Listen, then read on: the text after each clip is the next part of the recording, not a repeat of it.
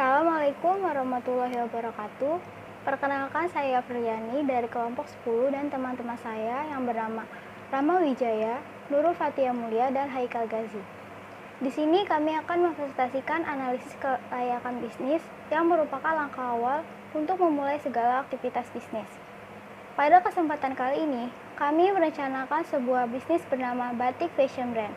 Sebelum masuk ke aspek kelayakan bisnis, kami akan menjelaskan terlebih dahulu mengapa kami memilih bisnis ini. Indonesia memiliki produk khas berupa batik. Namun pada saat sekarang ini batik sudah terlupakan karena banyak orang yang berpikir bahwa batik itu norak dan modelnya itu saja. Nah, dari sinilah kami mendapatkan ide untuk memulai bisnis Batik Fashion Brand ini.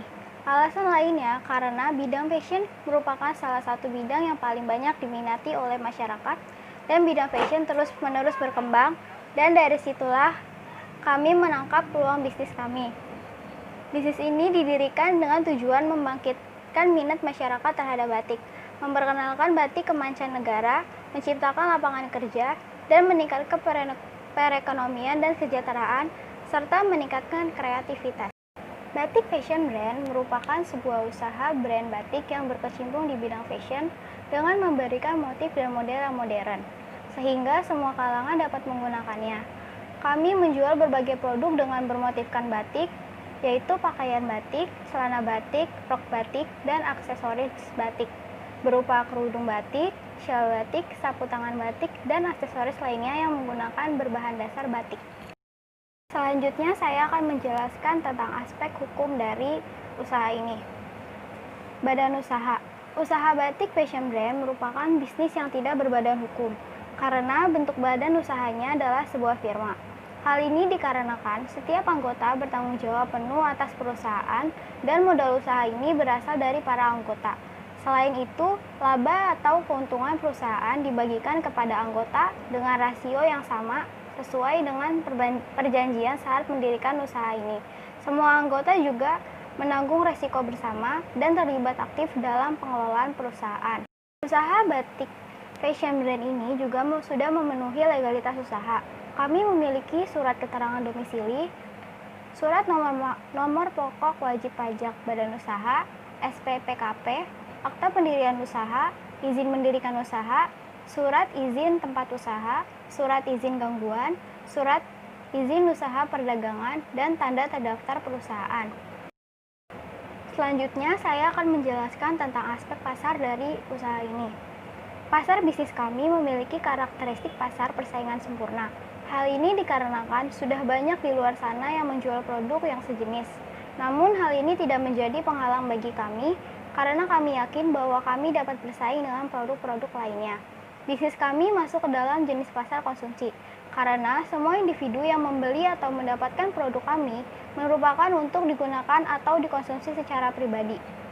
Pasar untuk bidang fashion mengenai potensi sangat besar, karena tingkat konsumsi masyarakat Indonesia selalu mengalami kenaikan, dan bidang bisnis ini merupakan salah satu bidang yang paling banyak diminati oleh masyarakat. Hal ini dikarenakan fashion terus berkembang dan terus membuat produk-produk yang inovatif, dan fashion merupakan sebuah produk yang paling berkembang pesat. Kami juga sudah melakukan riset berupa kuesioner yang mana terdiri dari 75 orang dan sekitar 96% mereka tertarik dengan produk kami. Mereka tertarik produk kami karena batik merupakan budaya Indonesia dan corak batik yang unik.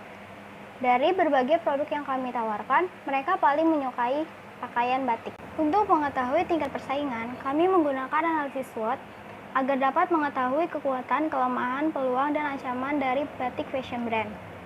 Yang pertama, kekuatan. Produk kami memiliki keunggulan yaitu motif batik dan style yang sesuai dengan zaman pada sekarang ini dan cocok digunakan untuk semua kalangan. Bahan produk yang kami berikan terjamin dan berkualitas, serta harga yang kami tawarkan terjangkau sesuai dengan kondisi pasar. Kelemahan produk Batik Fashion Brand yaitu produk mudah ditiru dan masih banyak masyarakat yang kurang tertarik dengan batik. Peluang dari bisnis ini yaitu mampu bersaing dengan pengusaha-pengusaha lainnya, dapat memperluas wilayah pemasaran dengan meningkatkan mutu produk, dan meningkatkan intensitas promosi di media sosial sebagai upaya mencapai pasar global. Ancaman dari usaha ini yaitu pesaing yang terus bertambah dengan mutu produk, pesaing yang tak kalah bagus, dan selera konsumen yang mudah berubah harus membuat kami terus berinovasi mengikuti perkembangan fashion. Selanjutnya, kami menganalisis kekuatan Porter. Yang pertama, masuknya pesaing baru. Bagi pendatang baru untuk memasuki bisnis ini tidak akan mudah, dikarenakan memerlukan modal yang besar.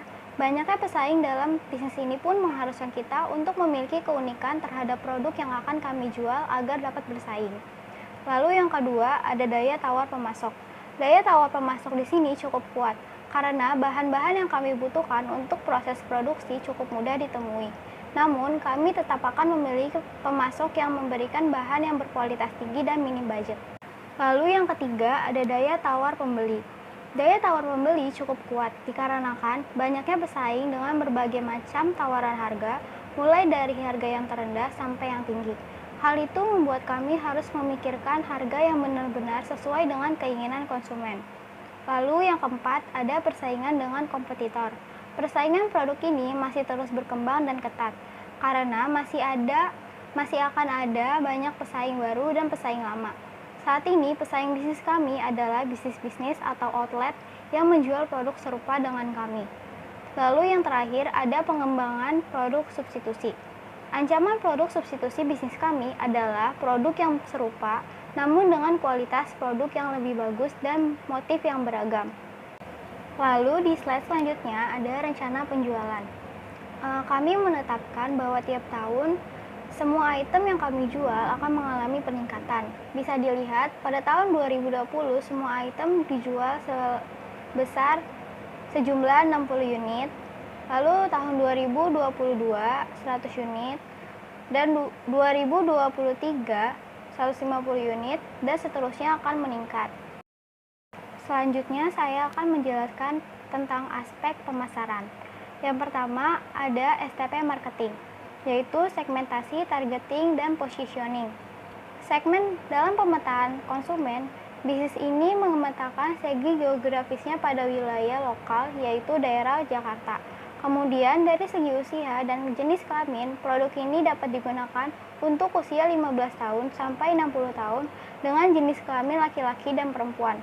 Produk batik fashion brand juga cocok digunakan untuk masyarakat yang mempunyai kecintaan terhadap budaya Indonesia dan menyukai fashion yang memiliki motif. Lalu targeting. Ditinjau dari segmentasi pasar, kami menetapkan target kami di lingkungan masyarakat umum yang ramai pengunjung, khususnya di daerah tempat wisata dan tempat perbelanjaan. Kami juga menargetkan produk kami untuk perempuan dan laki-laki, baik pelajar, mahasiswa, pekerja, dan sudah berkeluarga. Lalu ada positioning, murah, berkualitas, dan terpercaya. Itulah yang ingin kami tanamkan di dalam benak konsumen tentang produk yang kami jual. Kami berharap bahwa produk kami bisa lekat di pikiran konsumen dan konsumen akan mempertahankan loyalitas mereka terhadap produk kami. Lalu selanjutnya ada marketing mix. Marketing mix terdiri dari produk, price, place, dan promotion. Produk yang dihasilkan batik fashion brand yaitu pakaian batik, celana batik, rok batik, dan aksesoris batik berupa kerudung batik, shawl batik, sapu tangan batik, dan aksesoris lainnya yang berbahan kain batik. Dengan menawarkan berbagai macam produk dan motif-motif batik yang beragam, tak cuma satu, maka perusahaan ini dapat menghindari kejenuhan konsumen terhadap produk. Lalu yang kedua ada harga. Tiap produk memiliki harga yang bervariasi. Produk pakaian batik kami menetapkan harga sebesar 70.000 per piece. Produk rok batik kami menetapkan harga sebesar 45.000 per pieces, dan produk aksesoris batik kami menetapkan harga berkisar dari 15.000 sampai dengan 45.000 per pieces. Kami menetapkan harga sesuai dengan harga di pasaran sehingga produk kami dapat bersaing di pasaran. Lalu yang ketiga ada tempat. Penentuan lokasi usaha yaitu di wilayah Jakarta, tepatnya di Jalan Kalibata, Pancoran, Jakarta Selatan. Lokasi usaha kami terletak di tepi jalan raya, sehingga dapat dengan mudah dijangkau oleh konsumen dan tempat orang yang berlalu lalang. Lalu yang terakhir ada promosi. Strategi promosi yang kami gunakan yaitu dengan dari mulut ke mulut. Melakukan promosi dengan menggunakan media sosial seperti Facebook, Twitter, Instagram, dan lain-lain. Kami juga melakukan pemasaran melalui internet dengan membuka toko online sehingga dapat mempermudah konsumen agar tidak perlu datang ke toko dan memperluas pangsa pasar kami. Kami juga melakukan endorse kepada public figure agar produk kami dapat dikenal oleh masyarakat luas. Di slide selanjutnya ada rencana biaya pemasaran. Adapun item rencana biaya pemasaran kami yaitu biaya komisi penjualan, biaya promosi penjualan, biaya transportasi, biaya administrasi penjualan, dan biaya endorse. Untuk dari tahun 2020 sampai 2025, rencana biaya pemasaran kami sebesar 54 juta. Lalu 54 juta untuk biaya komisi penjualan. Lalu untuk biaya promosi penjualan dari tahun 2020 sampai 2025 sebesar 8 juta, biaya transportasi sebesar 4.500.000, biaya administrasi penjualan sebesar 1.500.000, lalu biaya endorse dari tahun 2020 sampai 2025 yaitu sejumlah 1.500.000. Aspek selanjutnya akan dijelaskan oleh teman kami. Baik, saya akan melanjutkan untuk membahas aspek teknis dan produksi. Yang pertama yaitu lokasi usaha. Lokasi usaha kami akan dibangun di Jalan Kalibata Pancoran, Jakarta Selatan. Analisa luas produksinya 200 produk per bulan. Kita akan merealisasikannya. Layout pabriknya bagian depan dan bagian belakang. Kesiapan teknologi, yaitu teknologi yang kami gunakan yaitu sebuah mesin jahit, setrika uap, mesin jahit lubang kancing. Kemudian untuk mencatat alur penjualan dan pembelian disediakan sebuah komputer yang mendukung serta mesin kasir untuk melayani konsumen dalam melakukan pembayaran. Identifikasi produk kami, yang pertama kita terdapat 3 jenis. Pertama pakaian, kualitas produknya, performance, conformance, durability, serviceability. Kapasitas produknya kita dari untuk pembentukan awal kita akan menyediakan sebanyak 150 dan rencana nantinya di 2020 kita akan mengalami kenaikan atau penambahan sebanyak 60 dan rencana di 2021 kita akan menambah lagi sebanyak 100 dan rencana 2022 itu 150 yang akan kita prediksi nantinya. Dan juga di jenis produk lainnya seperti rok, kualitas produknya sama seperti yang pakaian, kapasitas produknya 150, rencana kenaikannya di 2020 60, 2021 100, 2022 150. Karena kita dari hasil survei pun juga kita memiliki keseimbangan antara pakaian dan rok serta juga aksesoris di mana kenaikannya pun sama. Lanjut proses produksi. Yang pertama menyiapkan mesin jahit dan bahan-bahan lainnya yang dibutuhkan seperti benang, gunting, jarum pentul dan lain-lain. Yang kedua, membuat pola untuk menentukan varian ukuran XL, L, M, dan S. Yang ketiga, menguji pola yang telah dibuat dengan menyatukan bahan pembentuk pola pakaian dan rok tanpa dijahit terlebih dahulu. Yang keempat, memotong bahan sesuai dengan ukuran bola yang sesuai untuk pakaian dan rok. Yang kelima, menjahit bahan batik dengan macam ukuran mulai dari XL, L, M, dan S dalam menggunakan mesin jahit. Yang keenam, setelah selesai dijahit, kami memeriksa kembali apakah ada jahitan yang tidak rapi, benang menggantung, panjang lengan yang tidak sama, dan lain-lain yang berkaitan dengan kualitas penjahitan. Ketujuh, sebelum melakukan pengemasan, kami melakukan pemeriksaan kembali atas produk yang kami hasilkan untuk meminimalisir kesalahan-kesalahan dalam proses produksi. Dan kami juga akan menggunakan bahan baku, terdapat 3, yaitu bahan batik, bahan benang jahit, dan kancing. Sumber-sumbernya dari pemasok, kebutuhannya sesuai dengan yang kita butuhkan, yaitu bahan batik 2 meter, benang jahit 1 piece, kancing 4 piece. Ini kurang lebihnya untuk satu pakaian atau lebih. Harga per unitnya yaitu untuk bahan batik per meternya 35.000, untuk benang jahit per unitnya 1.000, untuk kancing 10 perak. Dengan jumlah estimasinya yaitu kurang lebih 71-40 perak rupiah.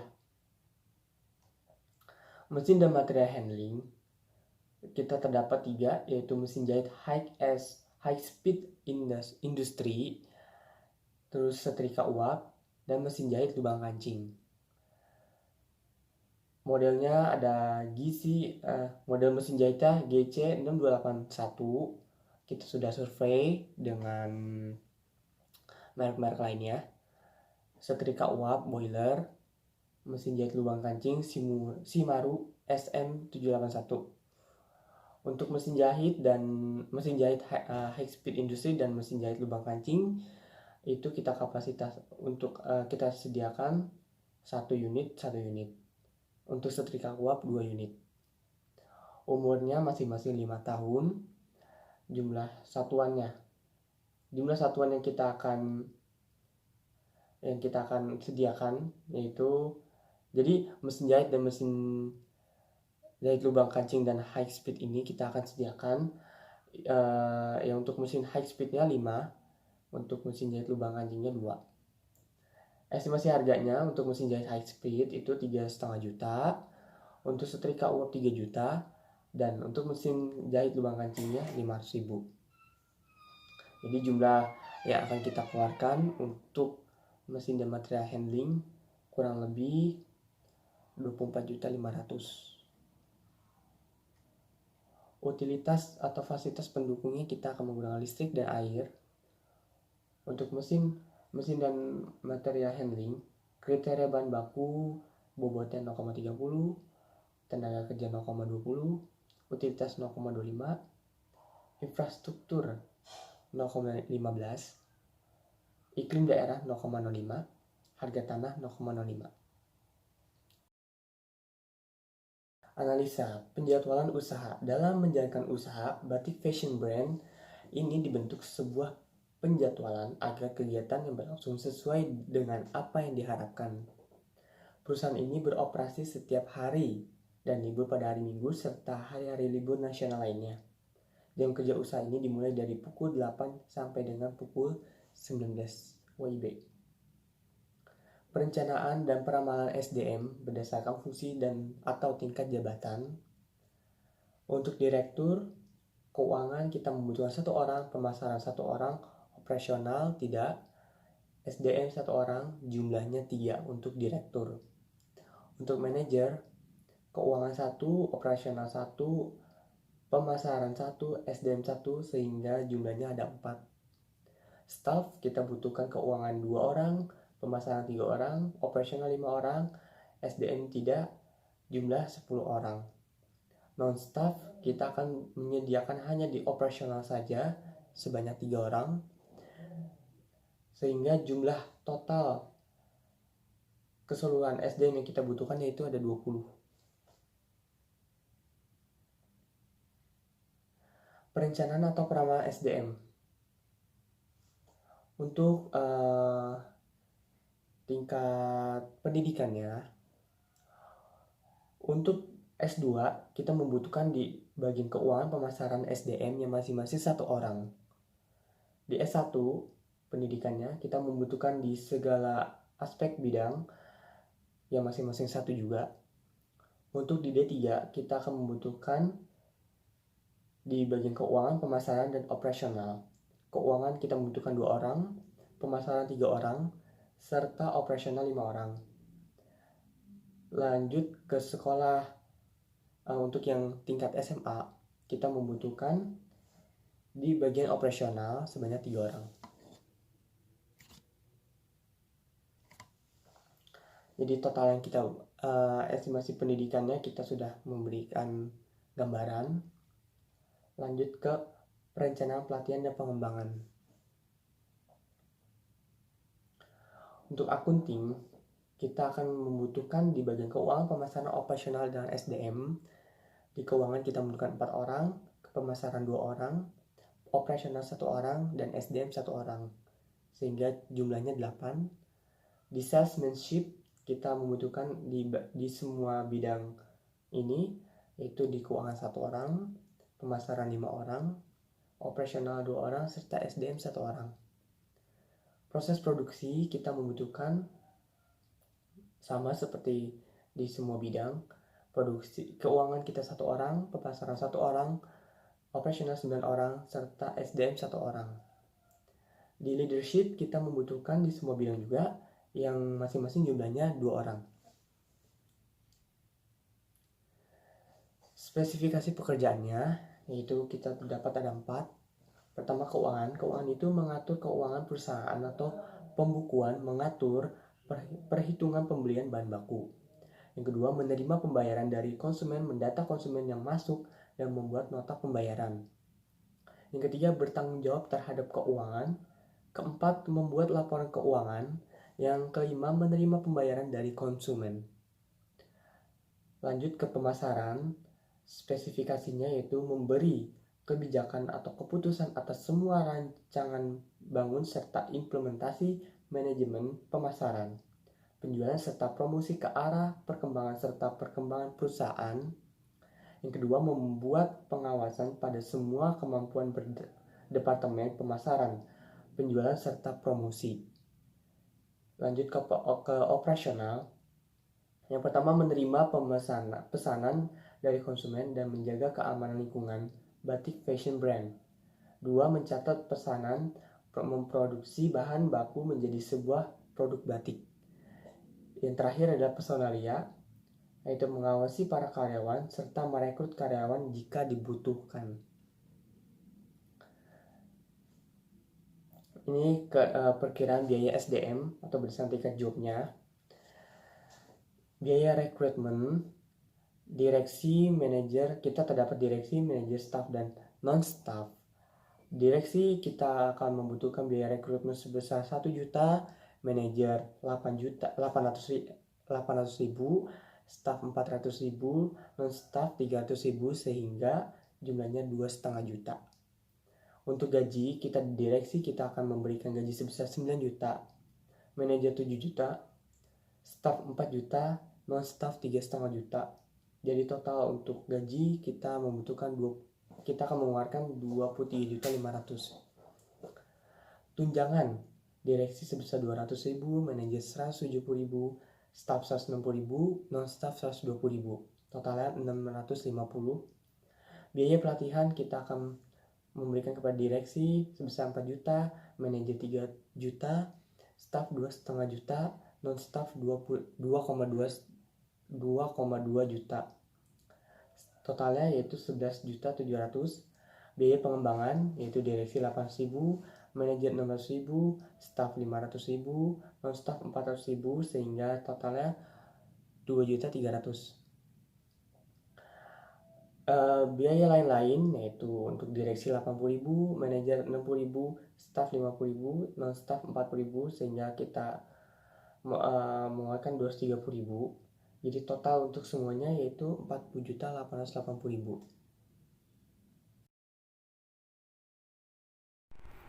Saya akan menjelaskan aspek ekonomi, sosial, dan politik. Aspek ekonomi terbagi dalam 2, dalam negeri dan luar negeri. Di dalam negeri itu seperti kebijakan bisnis pemerintah, pertumbuhan penduduk, pendapatan nasional per kapita. Sedangkan yang di luar negeri seperti investasi dari pihak asing, pertumbuhan industri global, serta kurs valuta asing. Yang kedua itu aspek politik. Aspek politik itu terbagi 3, ada isu strategis, penyelenggara, dan kerjasama antar pemerintah. Yang pertama itu Isu strategis, hambatan pertama itu mengikuti persaingan pasar yang begitu ketat, contohnya perdagangan antar ASEAN yang terbentuk atau disebut MEA, Masyarakat Ekonomi ASEAN. Ini perlu ditindaklanjuti agar produk dalam negeri tidak kalah dengan produk luar. Solusinya adalah pemerintah dapat melakukan proteksi pada produk lokal seperti salah satunya batik, yang mana salah satu produk andalan pariwisata Indonesia untuk mendapat bersaing di wilayah ASEAN. Yang kedua itu penyelenggara. Maksud dari penyelenggara ini mengikuti acara festival budaya yang diadakan pemerintah, ikut serta dalam promosi kebudayaan di kedubes dalam negeri atau duta besar Indonesia di luar negara. Yang terakhir mengikuti subsidi jika ada yang diberikan oleh pemerintah pusat atau daerah. Yang terakhir itu ada kerjasama dalam bentuk ikut pelatihan yang diselenggarakan oleh pemerintah yang ditunjukkan untuk kemajuan UMKM. Selanjutnya ada aspek sosial. Aspek sosial terbagi menjadi 3, yaitu pertama interaksi sosial. Interaksi sosial ini hambatannya banyak masyarakat masih menawar harga paling murah dengan kualitas baik dari produk ragam fashion batik. Solusinya adalah menjelaskan kepada calon pembeli bahwa harga menentukan kualitas baik. Yang selanjutnya perubahan sosial yang kompleks. Hambatan yang mempengaruhi perubahan sosial kompleks ini kurangnya rasa kecintaan masyarakat terhadap fasilitas produk batik dan lebih memilih produk dengan model sesuai zamannya. Solusinya adalah menawarkan produk yang tidak kalahnya dengan model produk lain dan sesuai dengan zamannya. Selanjutnya perubahan masyarakat pluralistik. Dengan adanya produk ragam fashion batik ini membuat masyarakat mengingat dan kembali mencintai produk asli Indonesia yang hampir punah, yaitu tidak kalahnya sesuai zaman sehingga menguntungkan ragam fashion batik kami. Selanjutnya itu ada aspek risiko bisnis. Aspek risiko bisnisnya ada 4. Yang pertama itu ketergantungan pada supplier. Contohnya, karena jika supplier tidak tersebut kehabisan stok bahan batik yang kita butuhkan terhadap perusahaan tersebut, maka akan menghambat berjalannya proses produksi dalam perusahaan kita. Yang selanjutnya itu risiko permodalan. Risiko yang terjadi ini akibat kerugian penjualan likuiditas yang menjadikan modal usaha menjadi berkurang secara signifikan. Selanjutnya ada risiko operasional. Karena tidak sempurnanya penerapan keputusan, perubahan sistem, SDM, teknologi, produktivitas, inovasi, proses dan mutu produk. Selanjutnya itu perubahan harga bahan baku. Di samping semakin sedikitnya bahan baku, kenaikan harga bahan baku juga menjadi salah satu jenis risiko yang cukup mempengaruhi terhadap kinerja suatu perusahaan. Selanjutnya itu pencegahan risiko bisnis. Yang pertama itu selalu berhati-hati dalam mengambil keputusan. Yaitu contoh mengambil keputusan itu seperti berganti supplier yang lama ke supplier yang baru. Terus yang kedua itu menjadi proaktif dan antisipatif. Itu adalah kunci penting dalam mengelola risiko bisnis tersebut. Yang ketiga, belajar dari pengalaman. Yang keempat, selalu berinovasi dan tidak menjiplak karya orang atau perusahaan lain. Yang kelima, selalu menganalisa berbagai aspek di dalam perusahaan kita sendiri. Yang keenam, membuat peraturan bagi karyawan dan staf untuk kedisiplinan di perusahaan tersebut. Terakhir, mencari supplier yang bertanggung jawab. Bila supplier yang tidak bertanggung jawab itu akan merugikan perusahaan tersebut. Aspek AMDAL. Yang pertama, di aspek AMDAL ada rencana kelola lingkungan. Batik Fashion Brand melakukan segala hal untuk mengelola lingkungan. Salah satunya adalah dengan sisa bahan-bahan produksi yang sudah banyak tidak digunakan akan dikumpulkan menjadi satu dan kemudian dikemas dengan rapi dan rapat untuk dibuang di tempat pembuangan sampah yang terdekat dengan lokasi usaha. Jika sisa-sisa bahan produksi masih memungkinkan untuk digunakan, kami akan mengelola sisa bahan tersebut menjadi sebuah produk yang bernilai. Yang kedua, ada perencanaan pemantauan lingkungan. Usaha yang kami lakukan antara lain dengan menjaga kebersihan, kerapian, dan keandalan di sekitar. Selain itu, kami juga mengumpulkan sisa-sisa bahan baku yang tidak digunakan, kemudian mengemas serapi dan seerat mungkin untuk dibuang secepatnya ke tempat pembuangan sampah di sekitar lokasi usaha tersebut. Hal ini dilakukan secara rutin sehari 1 kali untuk menghindari terjadinya penumpukan sampah di lokasi usaha. Jika sampah terjadi penumpukan, maka akan mempengaruhi kenyamanan para karyawan dan para pengunjung. Sedangkan untuk usaha pencegahan yang lain masih terus dilakukan oleh pabrik fashion brand. Usaha ini benar-benar tidak bernilai dampak negatif terhadap lingkungan sekitar dan tidak merugikan masyarakat setempat. Keuangan.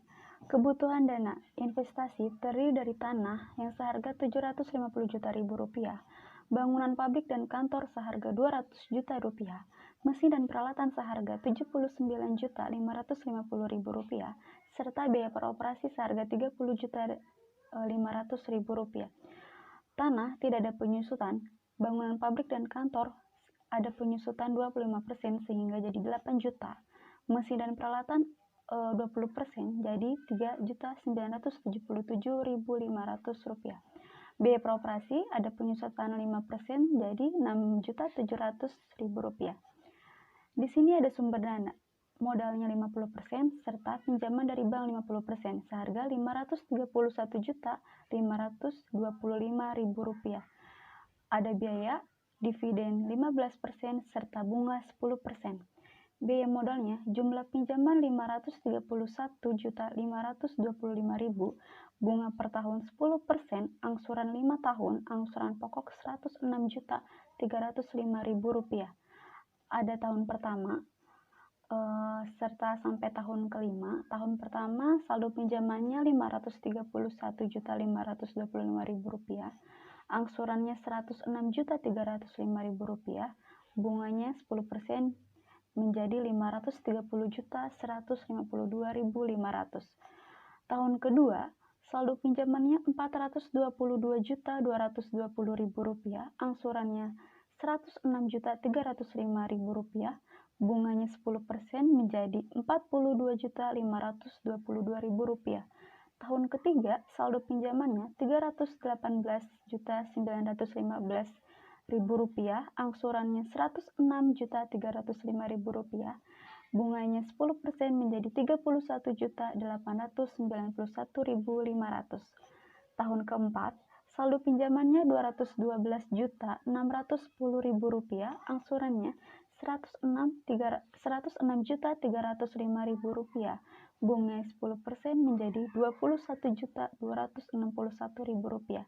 Yang terakhir, tahun kelima, saldo pinjamannya Rp106.305.000, angsurannya Rp106.305.000, bunganya 10% menjadi Rp10.630.500.